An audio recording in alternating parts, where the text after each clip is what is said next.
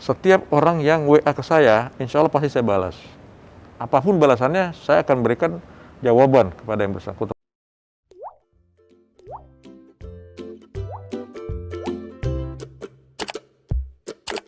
Sebelum tadi saya datang Jenderal, saya melihat Jenderal lagi membaca buku.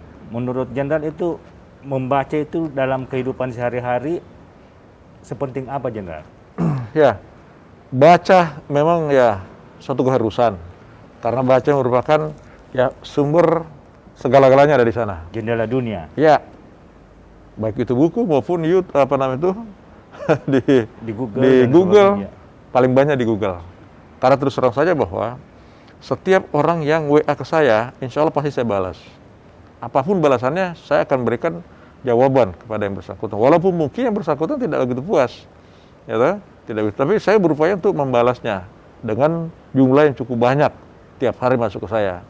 Mungkin saya baca tiap hari itu atau kehidupan sehari-hari mungkin kebanyakan baca dari YouTube, Oh, gitu. dari Google. Google. Baca, balas, baca, balas.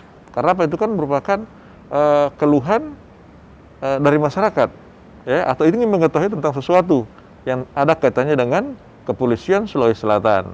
Nah itu, jadi saya harus mengayomi, saya harus memberikan jawaban supaya ada kepuasan dari masyarakat tentang sesuatu yang ditanyakan kepada saya. Nah itu. Tribuners ini sesuatu yang menarik ya, sosok pejabat yang meluangkan waktunya untuk membalas WhatsApp. Bisa saja kan Jenderal menyuruh ajudannya, bisa saja kan menyuruh asistennya atau staf-stafnya, tapi bagi sosok Irjen Pol Mas Guntur Lopo ini, membalas WhatsApp menjadi sebuah keharusan sebagai bentuk silaturahmi kepada masyarakat, dan ini tentu menjadi contoh buat kita semua.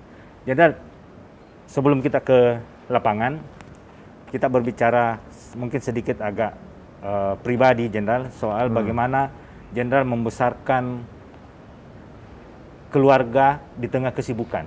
Ya. Bagaimana bisa membangun harmonisasi sehingga menjadi seperti saat ini, Jenderal? Ya. Alhamdulillah kebetulan anak saya juga semua ada di Jakarta, kedua-duanya ada di Jakarta. Mereka ada yang satu kerja dan satu kuliah. Mereka sudah dewasa, sudah bisa mengatur dirinya masing-masing.